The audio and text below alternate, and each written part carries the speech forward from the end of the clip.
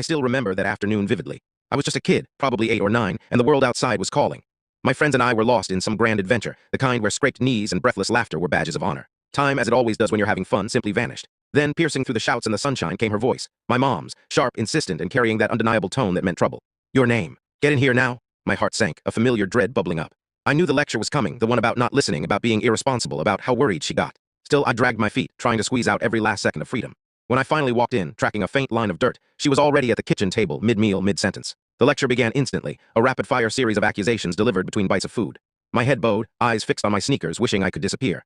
Honestly, I don't know what gets into you. I call and call. Do you know how worried I get? It felt like an hour, her voice a relentless drone. Then, without missing a beat, she gestured to the counter. Get me some water. My throat's dry from all this talking. A tiny, mischievous spark ignited. A daring plan began to form. I grabbed a glass, filled it with water, then reached for the salt shaker.